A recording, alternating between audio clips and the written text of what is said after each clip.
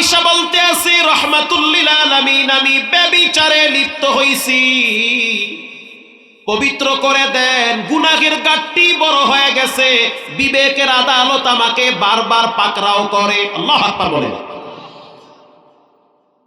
আল্লাহর হাবিব আবার বলল বাড়ি চলে যাও। না, তুমি জিনা করো নাই।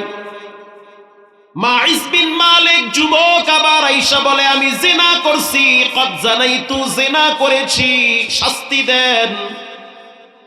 শরীয়তের হদ রজম আমার উপরে চালু করে দেন। দুনিয়ার কোন তন্ত্র মন্ত্র মুসলমান মানতে পারে না, মুসলমান মানবে কোরআনের আইন। ঠিক না বেঠিক? রাসূল কোরআন যা বলেছে সেটা আমার উপরে প্রয়োগ করে। নবীজি 3 বার এই যুবককে তাড়ায় দিছে। তাড়ায় দেওয়ার পরে আল্লাহর হাবিব হযরত আলীকে ডেকে বলল, এই যুবকের গ্রামে খবর নিয়ে দেখো সে কি পাগল কিনা। খবর নিয়ে দেখলো পাগল না, সুস্থ সবল, যথেষ্ট পরিমাণ চৌখাসমান জ্ঞানী যুবক। আল্লাহর হাবিব বলল মাঠের ভিতরে নিয়ে বুক পর্যন্ত গেড়ে তারপরে পাথর মেরে হত্যা করো। আল্লাহু আকবার বলেন। মাঠের ভিতরে নিয়ে বুক পর্যন্ত গেড়ে পাথর মেরে যুবকের উপরে শরীয়তের আইন চালু করে দিল। হাসতে হাসতে আল্লাহর আদালতে পাপ মুক্ত হয়ে দাঁড়ায় গেছে। হযরত আলী বলেন স্বপ্নে দেখতেছি জান্নাতের বাগানে সবুজ ঘোড়ার পিঠে ঘুরতেছে। রব্বুল আলামিন প্রশ্ন করল, মাইস বিন মালিক, কেন তুমি এত বড় শাস্তি নিজের মাথায় পেতে নিলা? মাইস বিন মালিক বলল, মালিক, আমি শুধু তোমার ডরে কোরআনের আইন নিজের উপরে গ্রহণ করেছি। আমি পবিত্র হতে চাই, কবরের আযাব থেকে তোমার কাছে বাঁচতে চাই। 3 দিন পরে একজন মহিলা আয়েশা বলতে আছে, তাহহিরনি, আমারে পবিত্র করেন, আমিও জিনা করছি। মহিলা বলতে আছে, হুজুর আমাকে পবিত্র করে দেন, আমি জিনা ব্যভিচারে লিপ্ত হয়েছি। আল্লাহর হাবিব বলল, না, তুমি জিনা করো নাই, বাসায় চলে যাও। মহিলা বলতে আছে, মাইস বিন মালিককে আপনি 3 বার তাড়ায়া দিছেন, আমারে তাড়াইয়েন না। আমি যে জিনা করছি আমার তো প্রমাণ আছে, সাক্ষী আছে। আমার সাক্ষী হলো হুজুর, আমার পেটে একটা অবহিত বাচ্চা আছে। ওগো আল্লাহর হাবিব, গুনাহের গাট্টিটা বড় হয়ে গেছে। পাপ মানুষকে আরামে ঘুমাইতে দেয় না। কোন জালেমকে রব্বুল আলামিন এসি রুমে শান্তিতে ঘুমাইতে দিবে না, কারণ জালেমকে ছাড় দেয়, রব ছেড়ে দেয় না। আবার এমন মানুষ আছে দিন আনে দিন খায়, গাছতলায় একটানা নাক ডাইকা ঘুম দেয়, 3 ঘন্টা ঘুমায়, মাঝখানে ব্রেক নেয় না। বলেন সব ক্ষমতার মালিক কে? প্রিয় ভাইরা আমার, আল্লাহর হাবিব বলল তুমি অপরাধ করলা, পেটের বাচ্চা তো অপরাধ করে নাই। যাও বাসায় চলে যাও, বাচ্চা ভূমিষ্ঠ হোক। বাসায় চলে গেল, বাচ্চা ভূমিষ্ঠ হইল। কিছুদিন পর মহিলা বাচ্চা কোলে নিয়ে নবীর কাছে আসছে। আয়েশা বলল, রাহমাতুল লিল আলামিন, তাহহিরনি, আমারে পবিত্র করেন। আল্লাহর রাসূল বলল, তুমি পাপী, কিন্তু বাচ্চার তো কোনো পাপ নাই। মা বোনেরা দিলের কান লাগায় শুনেন, কোন পাপ মানুষকে শান্তিতে খাইতেও দেয় না। পাপের অপর নাম হলো মানসিক যন্ত্রণা। মহিলা আবার চলে আসছে আল্লাহর নবীর দরবারে বাচ্চা নিয়ে। হুজুর, এই দেখেন বাচ্চা, আপনি আমারে শাস্তি দেন, বাচ্চার ভালোবাসা আমারে দুনিয়ায় বাঁচায় রাখতে পারবে না। আল্লাহর রাসূল বলল, এত দুকুন দুধের বাচ্চা কে লালন পালন করবে, কে দুধ পান করাবে? যখন নিজের খাবার নিজে খাইতে পারবে তখন দেখা যাবে। যুবক এবার এই মহিলাটা বাচ্চা নিয়ে বাড়িতে চলে গেল। 2 বছর নিজের স্তন থেকে দুধ পান করাইলো। দুধ পান করানোর পর একদিন হাতে রুটি দিয়া দেখলো বাচ্চা নিজে ছিঁড়ে ছিঁড়ে খেতে পারে। দুধের বাচ্চা নিয়ে নবীর সামনে দাঁড়ায় বলতেছে, হুজুর আমারে শাস্তি দেন। এই 2টা বছর তার এক একটা রাত, এক একটা দিন, এক এক বছরের মতো অতিবাহিত হয়েছে। পুলিশ লাগে নাই, র‍্যাব লাগে নাই, থানা লাগে নাই, জেলখানা লাগে নাই, কোরআনের আইনই তার জন্য যথেষ্ট হয়ে গেছে, যথেষ্ট হয়ে গেছে। কোন বিবেকের তাড়নায় তাকে এত বড় বিশাল এক আল্লাহর বিধানকে মাথা পেতে মানার জন্য প্রস্তুতি গ্রহণ করিয়েছে? নিঃসন্দেহে মুমিনরা কখনোই গুনাহ নিয়ে কবরে যেতে পারে না। মুমিনদের গুনাহ হতে পারে, কিন্তু পাপ নিয়ে কবরে যায়, তওবা করে কবরে যায়। প্রিয় ভাইয়েরা আমার, 2 বছর পর বাচ্চা নিয়ে নবীর সামনে দাঁড়ায় বলল, দেখেন হুজুর, বাচ্চা নিজের খাবার নিজে খাইতে পারে, আমারে কবরের আযাব থেকে বাঁচান, শরীয়তের আইন আমার উপরে প্রয়োগ করেন। আল্লাহর হাবিব বলল, সাহাবায়ে কেরাম কে পারবে দুধের বাচ্চাটার দায়িত্ব নিতে? এই বাচ্চা তো এতিম হয়ে যাবে। আল্লাহর নবীর একজন সাহাবীর নাম হলো হযরত খালিদ বিন ওয়ালিদ রাদিয়াল্লাহু তাআলা আনহু। দাঁড়ায় বলল, ইয়া নবী আল্লাহ, আমার ঘরে আমার সন্তান আছে, আমার সন্তানের সাথে এই বাচ্চাটাকেও আমি লালন পালন করতে চাই। নবীজি বলল, আনা ওয়া কাফিলুল ইয়াতীম কাহাতাইনি ফিল জান্নাহ। কেউ যদি এতিমের লালন পালনকারী হয়, কেউ যদি এতিমের মাথায় হাত বুলায়া দেয়, কেউ যদি এতিমের প্রতি সহনশীল হয়, সহানুভূতি দেখায়, বিশেষ করে কেউ যদি এতিমকে লালন পালন করে, নবীজি বলেন, আনা ওয়া কাফিলুল ইয়াতীম কাহাতাইনি ফিল জান্নাহ। জান্নাতে এতিমের লালন পালনকারী আর আমি পাশাপাশি থাকবো, মাঝখানে পারিশন থাকবে না। এতিমের গার্জিয়ান হয়ে যান, এতিমের দায়িত্বশীল হন। প্রিয় ভাইরা আমার, এবার আল্লাহর হাবিব বলল, খালিদ বিন ওয়ালিদ, তুমি এই মহিলাটারে গর্তের ভিতরে রাইখা পাথর বেড়ে সবাই হত্যা করো। আল্লাহু আকবার বলেন। এটা কি নবীর আইন না আল্লাহর আইন? আল্লাহর আইন, কিচ্ছু করার নাই। আওয়াজ করবেন, ঈমান থাকবে না, বিনা দলিলে বেঈমান হয়ে যাবে। ঠিক না ব্যাঠিক? কোরআনের বিরুদ্ধে, ইসলামের বিরুদ্ধে, শরীয়তের বিরুদ্ধে যেই কথা বলুক, তখন কে নেতা, কে নেত্রী, কে ছোট, কে বড়, কিচ্ছু চিনব না, প্রকাশ্যে জিহ্বা টেনে ছিঁড়ে ফেলতে হবে। এটা আল্লাহর আইন, শরীয়তের আইন। প্রিয় ভাইয়েরা আমার, বুক পর্যন্ত মহিলাকে ঘিরে চতুর্দিক থেকে পাথর নিক্ষেপ করা হয়। রক্ত ছিটকে গিয়ে খালিদ বিন ওয়ালিদের কপালে লাগছে। রক্ত যখন কপালে লাগলো, যুবক সাহাবী বলল, সি সি, নাপাক রক্ত আমার কপালে লাগছে। আল্লাহর হাবিব বলল, খালিদ, গালি দিও না, মহিলাটা আল্লাহর কাছে এত প্রিয় হয়ে গেছে, তার তওবা যদি মদিনায় ভাগ করে দেওয়া হয়, সব মানুষকে আল্লাহ মাফ করে দিবে। हर गोरी दे देने तू तैयार है, जो न मांगे उससे तू बेजार है। अति नफी दारे दुनिया ना हसन, अति नफी दारे उक़बा ना हसन। কার জন্য বাসায় যাবেন? ছেলেমেয়ের জন্য? 2 দিন পর তো এরাই আপনার জীবনের দুশমন হবে। কার জন্য দোকান খুলে নামাজের টাইমে বেচা বিক্রি করেন? স্ত্রীর জন্য। দেখেন না 30 বছরের সংসার ভেঙে যায়। ঠিক না বেঠিক? কাকে আপন মনে করেন? যাদেরকে আপন ভাবেন, রব সিস্টেম ঘুরায় দিছে, চোখের সামনে দেখায়, এর এক সময় জীবনের সবচেয়ে বড় দুশমন হয়। যত দিন যাচ্ছে বৃদ্ধাশ্রমে মা বাবা বাড়তেছে। 17ই ডিসেম্বরে বয়ান করলাম চট্টগ্রাম রাঙ্গুনিয়ায়। মিথ্যা বললে আমার জিহ্বা আগুনের কেচি দিয়ে কাটা হবে। অনলাইনের যুগ, মিথ্যা বললে পাবলিকের জুতা খাওয়ার জন্য রেডি হয়ে থাকা লাগে। রাঙ্গুনিয়ায় ঢোকার আগে একটা এলাকার নাম হলো নওয়াপাড়া। তো সালাতুল জোহর আদায় করার জন্য একটা মসজিদে ঢুকলাম। তাকায় দেখলাম মসজিদের পাশে কয়েকটা বড় বড় বিল্ডিং। নামাজ শেষ হওয়ার পরে বের হইলাম, তাকায় দেখলাম এক মুরব্বি তসবিহ টিপতেছে। চোখের ভুরুগুলা সাদা হয়ে গেছে, চুল সাদা, দাড়িও সাদা। আমি তার সাথে সালাম দিয়া মুসাফা করলাম। প্রশ্ন করলাম, চাচা আপনি কি এই বিল্ডিং এ থাকেন নাকি? বলে হ্যাঁ। মাশাআল্লাহ, সুন্দর বিল্ডিং, আপনি একাই থাকেন এত বড় বাড়িতে? সে বলল, বাবাজি এটা বাড়ি না, এটা হলো বৃদ্ধাশ্রম।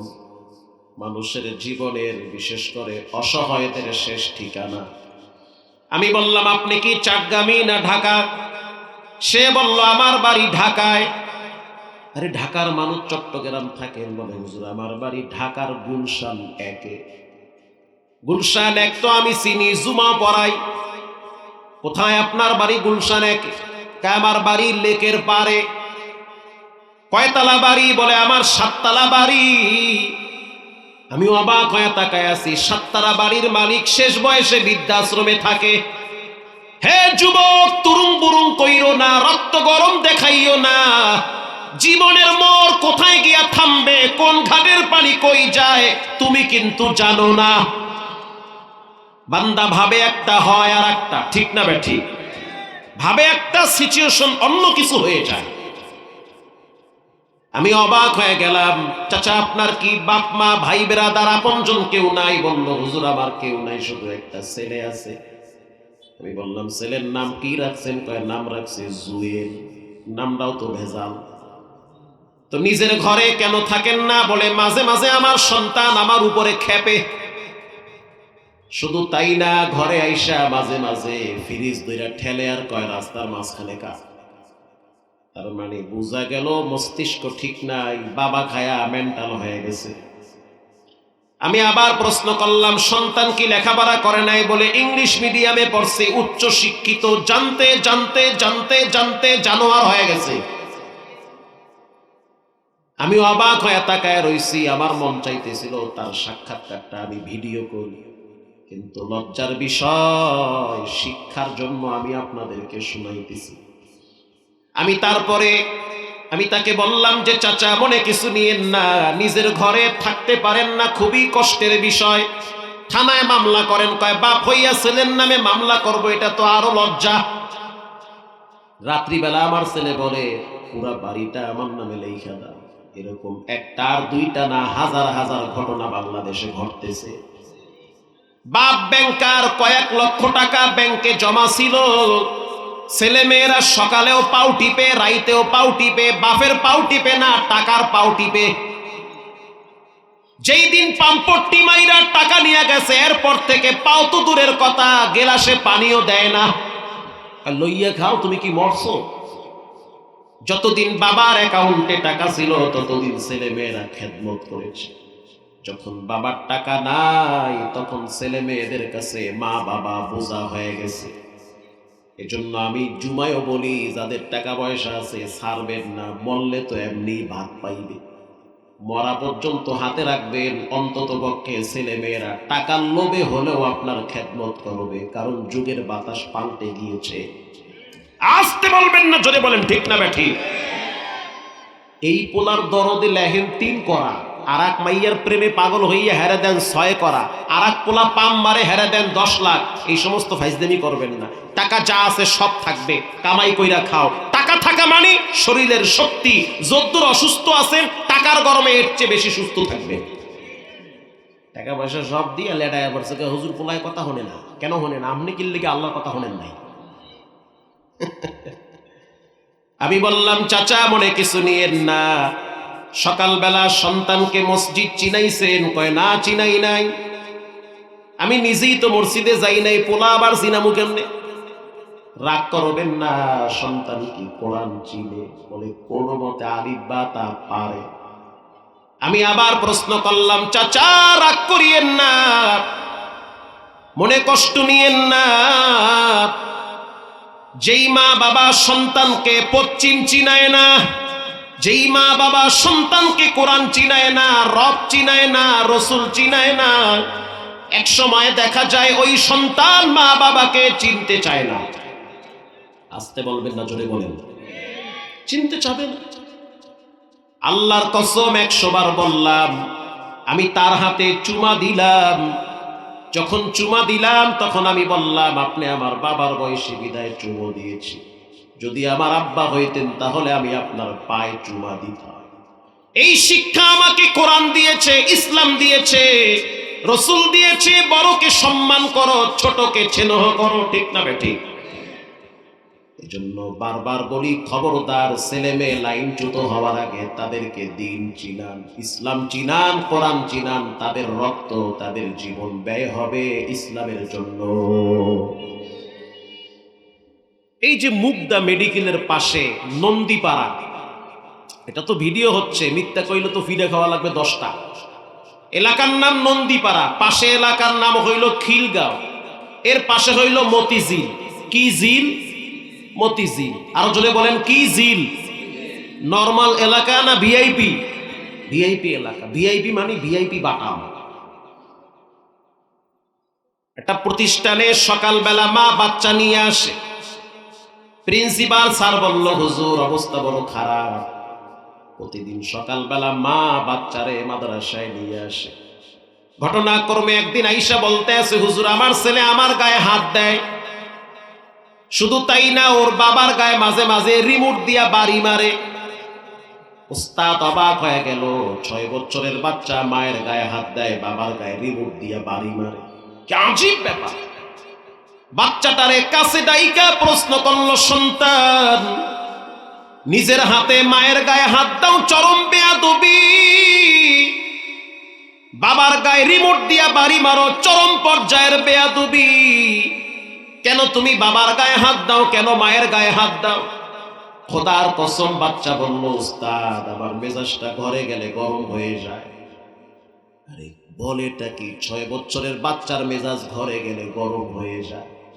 উস্তাদ তাকে চিপস দিল, চকলেট দিল, দেওয়ার পরে বলল, বাবা সত্য করে বলো তোমার দাদা দাদি কোথায় থাকে?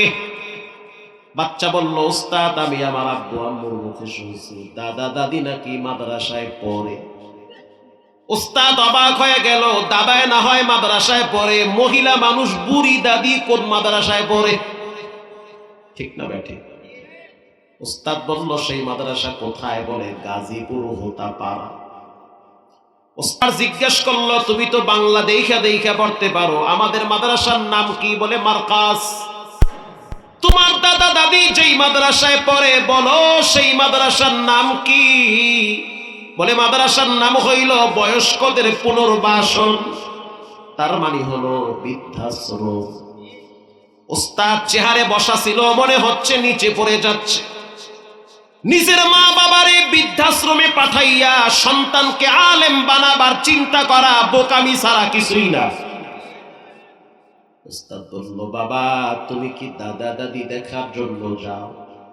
বাচ্চা বলল, উস্তাদ দেখার জন্য যাই, কিন্তু আমার দাদি শুধু কাঁদে। দাদির কাছে বসলে দাদি আমারে খালি জিজ্ঞেস করে, তোমার মাথায় তেল কে লাগায় দিছে নাতি?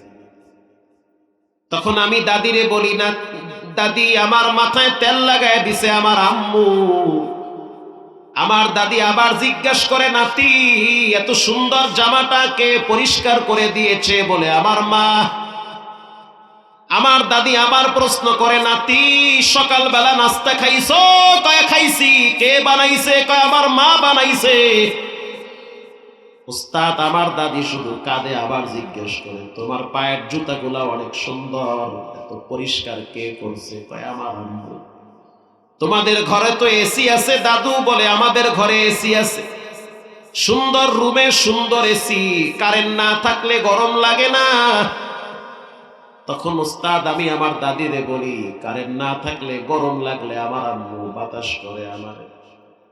উস্তাদ তখন আমার দাদিরে দেখি চোখের পানি দিয়া বুক ভিজা ফেলাইতেছে, আর বলতে আছে, নাতি এমন একটা দিন ছিল যেই দিন আমি তোমার বাবার মাথায় তেল লাগায় দিতাম। তোমার আব্বা তোমার মতো ছোট ছিল, তোমার বাবার মাথায় চিরুনি দিয়ে আশ্রাইতাম। তোমার আব্বার দামি জুতাগুলো আমি আমার আঁচল দিয়া পরিষ্কার করতাম। এখন যেমন তোমার মায়ের কাছে তুমি ছোট, এক সময় তোমার আব্বা আমার কাছে ছোট ছিল।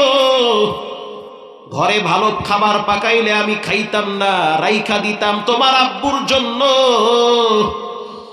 শুধু তাই না, তোমার আব্বুরে প্রতিদিন আমি পাখা দিয়া বাতাস করে করে করে করে ঘুম পাড়াইতাম, কারণ তখন তো আর কারেন্টও ছিল না, এসিও ছিল না। ওস্তাদ আমি আমার দাদুর কাছে যাইতাম, বৃদ্ধাশ্রমের ভিতরে অনেক বড় এরিয়া, পুকুর আছে, মাছ চাষ হয়। বয়স্ক মানুষগুলা বিকালবেলা সেখানে ছিপ দিয়া মাছ ধরে, একটা কাজের ভিতরে থাকে। আমি আমার দাদুর কাছে যখন যাই, আমার দাদু সব সময় চেহারা অন্ধকার করে রাখে।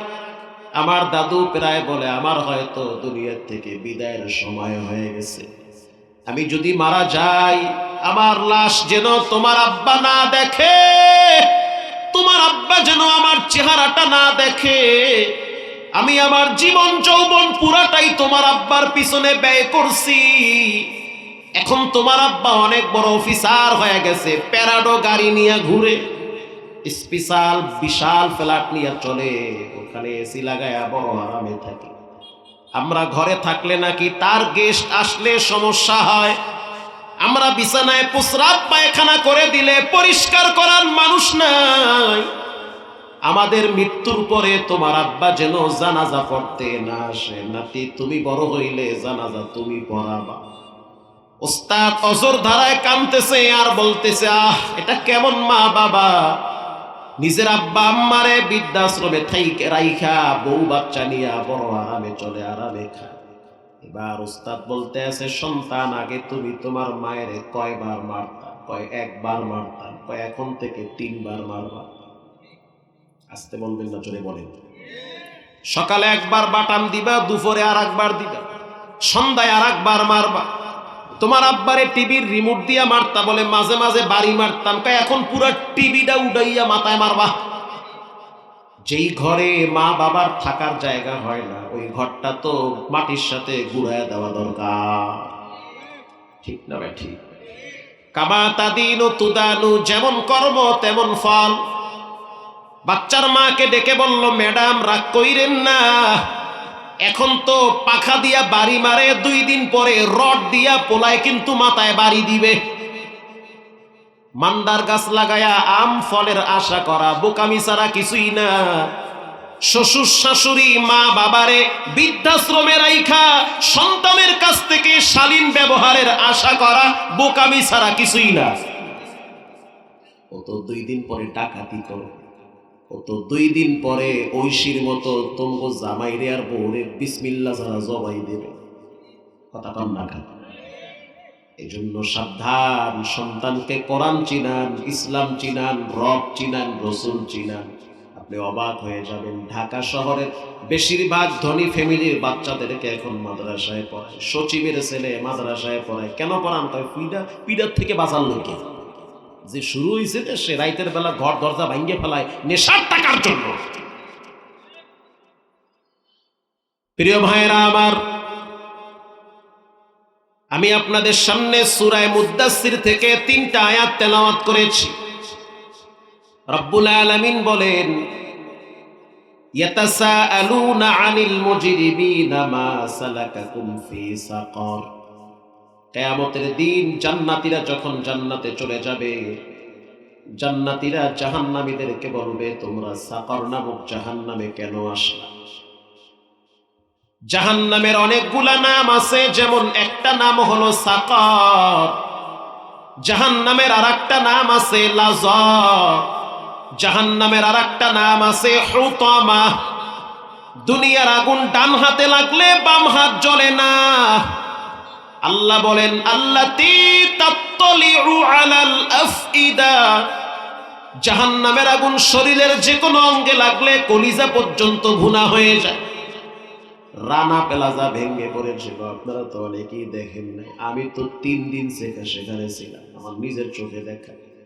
এমন যুবক রানা প্লাজার চিপার ভিতরে পড়ছে, আগুনে পুড়তে পুড়তে যার একটা হাত একেবারে শেষ হয়ে গেছে। চোখের সামনে দেখলাম সেনাবাহিনী আগুনে পোড়া হাত বের করতেছে। এমন যুবক দেখছি যে কিনা ভিতরে মেশিন দিয়া কাপড় সেলাইতো, একটু পরে কি হবে কল্পনাও করতে পারে নাই। হঠাৎ বিকট আওয়াজ, ভেঙ্গে চুরে মাথার উপরে পড়ল। যখন মাথার উপরে পড়েছে, রব্বুল আলামিন একটা তক্তার নিচে তাকে নিরাপদে রাখছে। কিন্তু হাতটা ওয়ালের ওই পাশে গেছে, ওই পাশে তো আবার আগুন লাগছে। হাত পুড়তেছে, টের পাইতেছে, কিন্তু টান দিতে পারে না, কারণ ওয়ালের চিপায় পড়ছে। কথা কি বুঝেন? ওয়ালের চিপায় পড়ছে, টানতে পারে না, কিন্তু আগুনে পুড়ে। তখন বলে, মালিক তুমি ছাড়া আমার কেউ নাই। যতদিন তুমি সুখে ছিলা ততদিন তো মালিককে ভুলছো, এখন তুমি কষ্টে পড়ছো, এখন তুমি বলো মালিক তুমি ছাড়া কেউ নাই। এজন্য যুবকদেরকে বলবো, সুস্থ থাকা অবস্থায় তোমার কদম যেন মসজিদে যায়। আসতে বলবেন না, জোরে বলেন। হঠাৎ কখন কি হয়ে যাবে কারো জানা আছে? কারোই জানা নাই। সিরাজগঞ্জ একটা এলাকার নাম হলো বেলকুচি, নাম শুনছেন না? বেলকুচি রাজাপুর প্রায় বয়ানে যায়। মুরব্বীরে দেখি ছেলের ছবি নিয়ে দাঁড়ায় রয়েছে, প্রায় দাঁড়ায় থাকে। বাবাজি কার ছবি? বলে আমার ছেলের ছবি। চট্টগ্রামের সীতাকুণ্ডে কন্টিনিউয়ার বাস্ট হয়ে ফায়ার সার্ভিস 17 জন মারা গেছিল। ওই ফায়ার সার্ভিস কর্মীদের ভিতরে আমার ছেলে ছিল। হুজুর আগুনে পুড়তে পুড়তে পুড়তে পুড়তে চেহারা কালা হয়ে গেছে। আমি চিনতে পারি নাই যে এটা আমার সন্তান। পুরা চেহারাটা অন্ধকার হয়ে গেছে, দুনিয়ার আগুন। হুজুর আমার ছোট্ট একটা বাচ্চা আছে, একেবারেই মাসুম বাচ্চা, প্রতিদিন কাঁদে বাবার জন্য, কিন্তু বাপ তো আগুনে পুড়ে কবরে গেছে। সব বাদ দিলাম, 3 দিন আগে চাঁদপুর নদীতে লঞ্চ অ্যাক্সিডেন্ট করে 7 জন মারা গেল। সব বাদ দেন, প্রতিদিন আপনাদের হাইওয়ে রোডে গাড়ি অ্যাক্সিডেন্ট হয়, প্রায় দিন শুনি গাড়ি পড়ে জায়গায় 3-4 জন শেষ। প্রত্যেক বৃহস্পতিবার আমার মাহফিল ঢাকার আশেপাশে থাকে, বেশিরভাগ কুমিল্লায় রাখি, কারণ জুমার দিন ঢাকায় জুমা পড়ার লাগে। চোখের সামনে দেখি হেলমেট এক জায়গায়, ঘিলু আর এক জায়গায়, হেডফোন আর এক জায়গায়। ও ভাবলো কি আর হইল কি, স্বপ্ন দেখছি বাড়ি যাবে, কিন্তু কবরের ভিসা চলে আসছে। ঠিক না বেঠি? জাহান্নাম স্পষ্ট ভাবে জানায় দিল। আমার মাঝখানে আসবে 4 কোয়ালিটির মানুষ সবচেয়ে বেশি। ক্বালু লাম নাকু মিনাল মুসাল্লিন। জান্নাতীরা জাহান্নামীদেরকে প্রশ্ন করবে, তোমরা সাকার নামক জাহান্নামে কেন আসলে? তখন তারা বলবে, জাহান্নামে আসার পিছনে সবচেয়ে বড় কারণ হলো নামাজ না পড়া। আল্লাহু আকবার বলেন। পৃথিবীর ইতিহাসে সবচেয়ে বড় ইবাদতের নাম হলো নামাজ। অসুস্থ যারা, তাদেরকে জিজ্ঞেস করেন কেমন লাগে বিছানায় শুয়ে থাকতে, বারবার বলবে দোয়া করেন যদি আল্লাহ সুস্থ করে, জীবনে নামাজ ছাড়ব না। একটা মানুষের কবরে যাওয়ার পরে প্রথম প্রশ্ন করা হবে, মান রব্বুকা, বলো তোমার রবের নাম কি? বলেন রবের নাম কি? রব শব্দের প্র্যাকটিস করা হয় নামাজের মাধ্যমে। একটা মানুষ যখন নামাজে দাঁড়ায় তখন পড়ে আলহামদুলিল্লাহি রাব্বিল আলামিন। বলেন রব আছে না নাই? এরপরে যখন মানুষটা রুকুতে যায়, কি চমৎকার রুকু, কত সুন্দর একটা রুকু দেয়, মালিকের সামনে বিনয় হয়, আত্মার প্রশান্তি। কবরের বাতি হলো নামাজ আর রুকু। আল্লাহু আকবার বলেন। রুকুতে যাওয়ার পরে একটা আওয়াজ দেওয়া হয়, সুবহান রাব্বিয়াল আযীম। আওয়াজ দিয়া বলেন রব আছে না নাই? রাব্বিয়াল আযীম। রব্বুল আলামিন মুখ থেকে আওয়াজটা বের করে, বলো বান্দা রাব্বিয়াল আযীম। রব শব্দটা 2 দিন পরেই তোমার কবরে কাজে লাগবে। এরপরে যখন বান্দা সোজা হয়ে দাঁড়ায়, আল্লাহর নবী শিখায় দেয়, বলো রব্বানা লাকাল হামদ। রব আছে না নাই? রব্বুল আলামিন বুঝাইতে চায়, বান্দা 2 দিন পরেই তো রব তোমার কাছে আসবে। এরপরে যখন বান্দার অস্তিত্ব, আমিত্ব, অহংকার বিদায় করে রব্বুল আলামিনের কুদরতি পায় সিজদায় লুটিয়ে পড়ে, তখন আওয়াজ দিয়া বলে সুবহানা রাব্বিয়াল আ'লা। বলেন রব আছে না নাই? তাহলে প্রতিদিন কতবার রব সব শব্দ মুখ থেকে বের হয়? এরপরে নামাজ শেষ হওয়ার পর আপনার মনে চায় আমি একটু আল্লাহর কাছে দোয়া করি। আল্লাহ শিখায় দেয়, বান্দা 2 দিন পর তো মরি যাবা, তোমার তো খবর নাই। তুমি বলো রব্বানা যালামনা আনফুসানা ওয়া ইল্লাম তাগফির লানা ওয়া তারহামনা। বলেন রব্বানা যালামনা, রব আছে না নাই? আপনি সন্তানের আশা করেন, আপনি আল্লাহর কাছে দোয়া করতেছেন, রব্বানা হাবলানা মিন আজওয়াজিনা, বলেন রব আছে না নাই? আপনি আপনার আব্বা আম্মার জন্য দোয়া করতেছেন, আল্লাহ শিখায় দেয় বান্দা দোয়া করো রব্বির হামহুমা কামা রব্বায়ানি সগীরা, বলেন রব আছে না নাই? হাদিসের কিতাবে চমৎকার একটা ঘটনা আছে, কষ্ট হয় আপনাদের? মুসলিম শরীফের হাদিস, স্পষ্ট ঘটনা। হযরত ওমর রাদিয়াল্লাহু তাআলা আনহু বসে বসে হাড্ডির উপরে লেখতেছে, পিছনে আওয়াজ হইতেছে। হযরত ওমর লেখা বন্ধ করে দিয়ে পিছনের দিকে তাকায় দেখলো সুদর্শন সুন্দর অবয়ব আকৃতি অনেক চমৎকার দাঁড়ায় দাঁড়ায় এক যুবক ফোফায়া ফোফায়া কাঁদতেছে।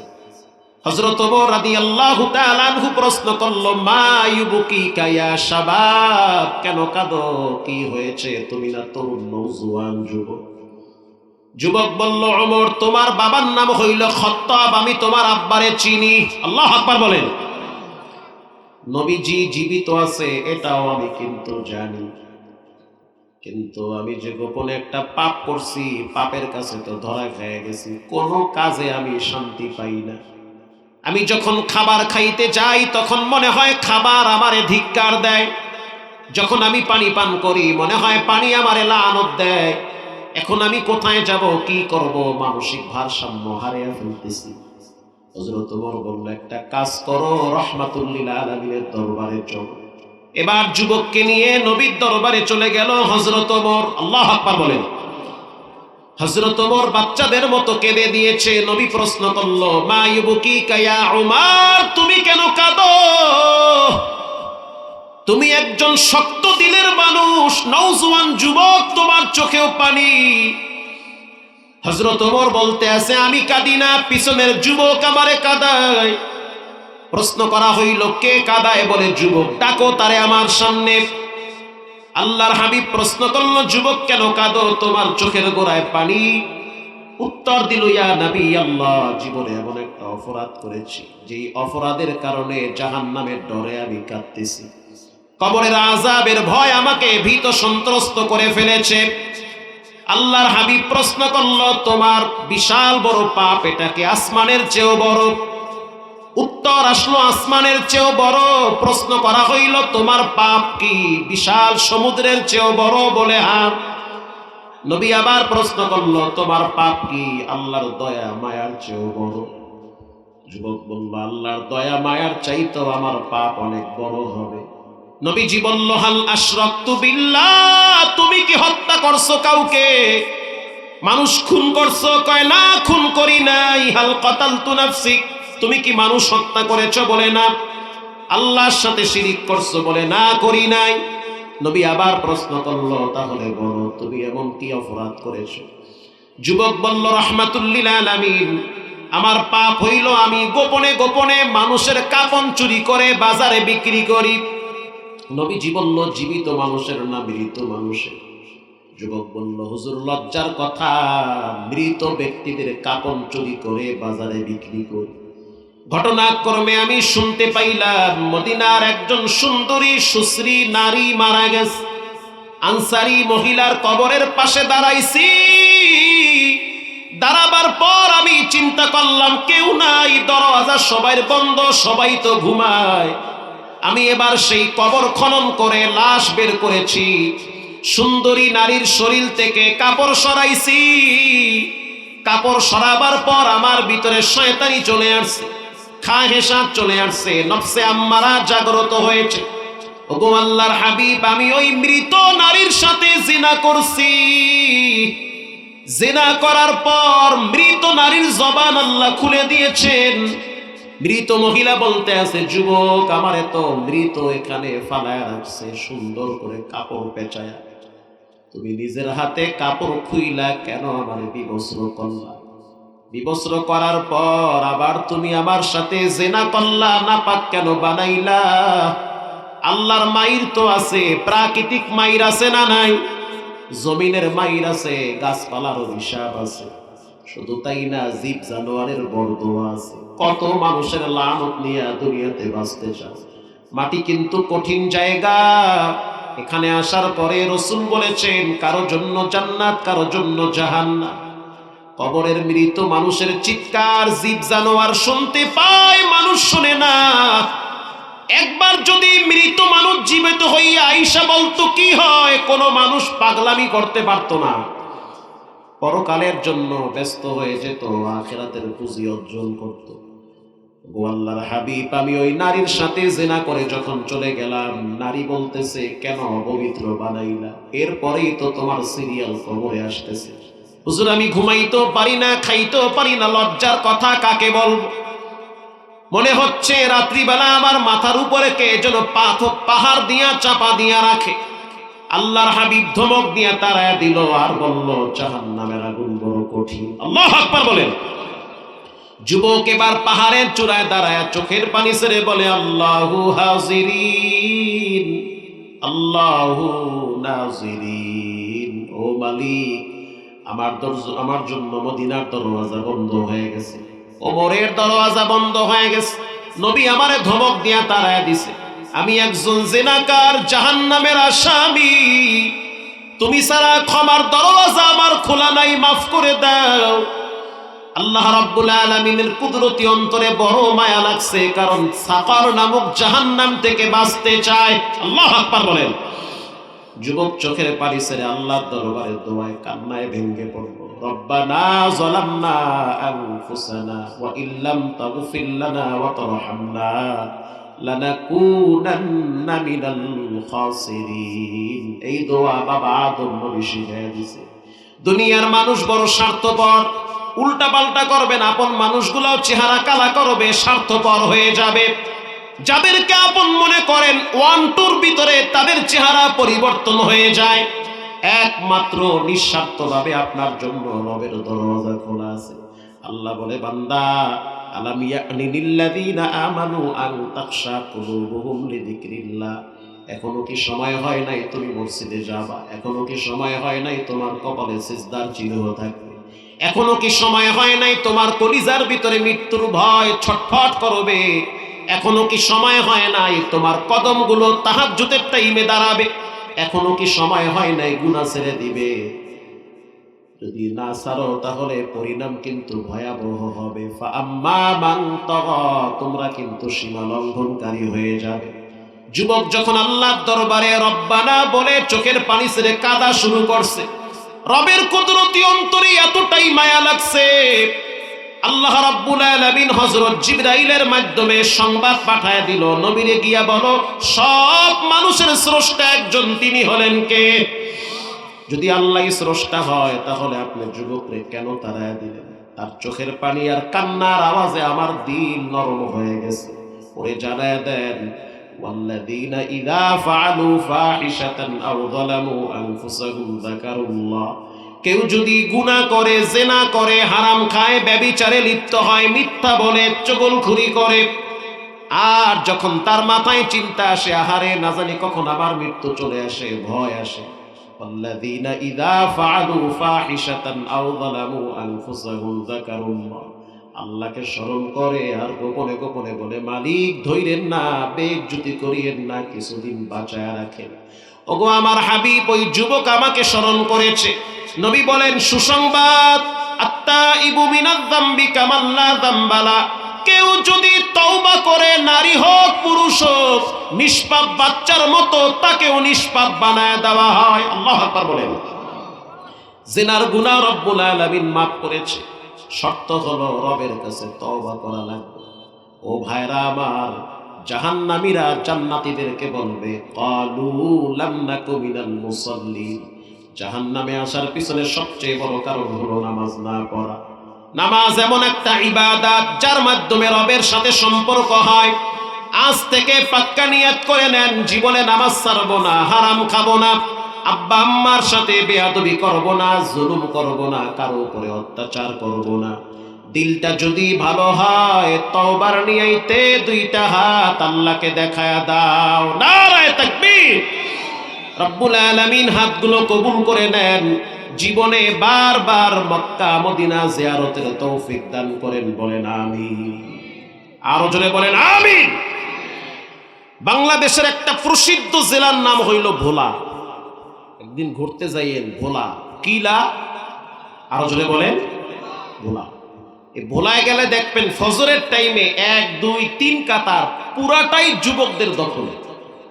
শীত যত বাড়ে ভোলা অঞ্চলে মুসল্লি তত বাড়ে। ভোলার ভিতরে 3টা দ্বীপ আছে। একটা দ্বীপের নাম হলো মনপুরা। বলেন কি পুরা? মনপুরা। এটা সাগরের ভিতরে আরেক জগৎ, চতুর্দিকে পানি, মাঝখানে একটা দ্বীপ, এটাকে বলা হয় মনপুরা।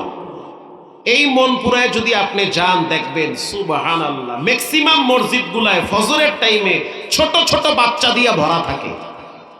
মানে ওই দেশের নারী পুরুষদের অভ্যাস হলো ফজরের টাইমে ঘরে কোনো পুরুষ থাকতে পারবে না, ছোট হোক বড় হোক সব মসজিদে যাওয়া লাগবে। এই জন্য আল্লাহ তাআলা শত শত বছর ধরে সমুদ্রের মাঝখানে তাদেরকে রিজিক দিয়া বাঁচায় রাখছে, আরামে চলতেছে। চতুর্দিকে পানি, মাঝখানে একটা চরের নাম হইল ভোলা, চতুর্দিকে পানি। কত বড় নদী, 3 ঘন্টা লাগে নদী পার হইতে। তাইলে বুঝেন নদীটা কত বিশাল বড় নদী। স্পিরিট বোটে 1 ঘন্টা লাগে এই পার থেকে ওই চরে যাইতে। হাজার হাজার মানুষের বসবাস। আল্লাহর দয়ায় সেখানে একবার গেছি ওয়াজে, অনেক মানুষ, বলায় যত লোক ছিল সবই মনে হয় আয়া পড়ছে। তো বয়ানের পরে ফজরের টাইমে যখন মসজিদে গেলাম, আইরি সুবহানাল্লাহ, মসজিদে পা রাখার জায়গা নাই। পিছনে বারান্দায় দেখি ছোট ছোট বাচ্চা দ্বারা পুরা বারান্দা ভইরা গেছে। শীতের ভিতরে কাফের ছোট ছোট বাচ্চা। আমি হাজী সাহেবকে বললাম, হাজী সাহেব, এত যুবক মসজিদে আসলো, এই সিস্টেম কেমনে চালু হইল? তিনি বলল, হুজুর, মাহফিল পরিচালনা করার জন্য কমিটি আছে না নাই? আছে না? মসজিদ নির্মাণের জন্য, পরিচালনার জন্য কমিটি নাই? তো ফজরকে নিয়ন্ত্রণ করার জন্য, ফজরের নামাজে মসজিদে আনার জন্য আমরা একটা কমিটি গঠন করছি। জুমার দিন খতিব সাহেব দাঁড়ায় বলল মসজিদ কমিটিদেরকে নিয়ে যে ফজরের টাইমে দায়িত্ব পালন করবে, কারা কারা মসজিদে আসে, কারা কারা আসে না লিস্ট করবে। যারা আসে না তাদেরকে বুঝাবে যে ফজরের টাইমে ঘরে ঘুমায় থাইকো না, কারণ ফজরের বাতাস মুমিনের জন্য নেয়ামত হয়ে দাঁড়ায়, আর মুনাফিকের জন্য বিষাক্ত হয়। ফজর পড়ে না, কষ্ট লাগে। আর ফজরের সময় রাসূলুল্লাহ দোয়া করেছেন রিজেকে বরকতের জন্য। তো ঘটনাক্রমে সভাপতি, সেক্রেটারি, ক্যাশিয়ার, এই পদগুলো আমরা বন্টন করতেছি। তো আমরা বললাম সভাপতি কে হবে? 19 বছরের যুবক দাঁড়ায় বলল, আমাকে দায়িত্ব দেন, আমি প্রতিদিন ফজরে আসব আর সভাপতির পদ পালন করব। আল্লাহু আকবার বলেন। আমি বললাম ক্যাশিয়ার কে? তা হুজুর, ক্যাশিয়ারের বয়স মাত্র 14 বছর, ক্লাস 6 না 7 পড়ে। সেক্রেটারির বয়স মাত্র 19 না 18 এরকম বলল। মানে সবগুলা 20-এর নিচে। এরা হইল কমিটি। ফজরের টাইমে দেখি প্রথম কাতারে সব বয়া রইছে। মারহাবা বলেন। আমারে ঘটনা শোনাইতেছে সভাপতি সাহেব যে, হুজুর, মজার একটা কথা শোনেন। ফজরের টাইমে যারা আসে না আমরা তাদের বাড়িতে যাই। আমি নিজে না গেলেও এই যুবকরা যায়, ওরা গেলে অগবয়সী যারা আছে ওরা লজ্জায় করে মসজিদে আয়। ঠিক না বেঠি? ঘটনাক্রমে একদিন মসজিদের এই ফজর কমিটির একজন সদস্য মসজিদে আহে নাই। শীতের মধ্যে চিন্তা করছে ঘরে ঘুমায় থাই। নাম হইছে মানিক মিয়া। কি মিয়া? মানিক।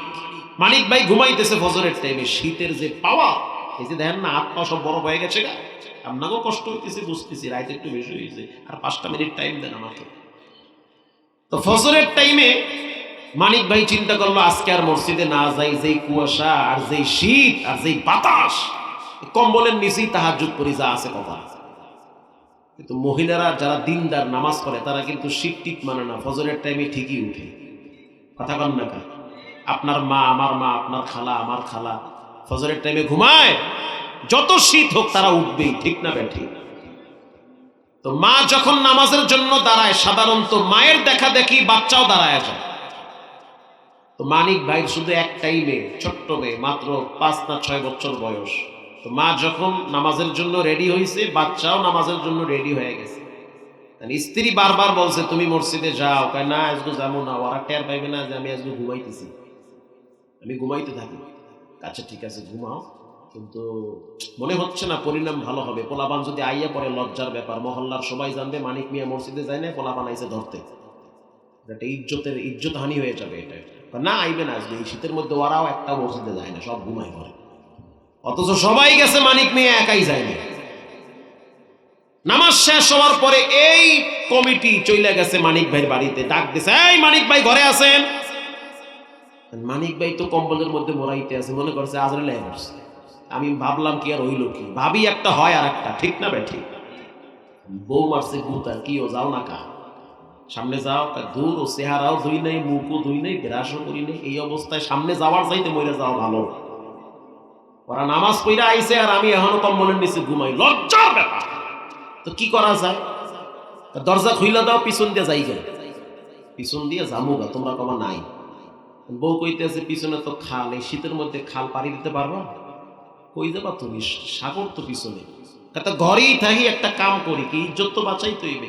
ওই বাচ্চা মেয়েটারে বলতে আছে মানিক মিয়া যে আম্মু তুমি গিয়া বলো আব্বু ঘরে নাই। বাচ্চা গিয়া বলতে আছে চাচ্চু চাচ্চু আব্বু বলছে আব্বু ঘরে নাই। কি ঝামেলা বাড়লো না কমলো? বাচ্চারা মিথ্যা বলে।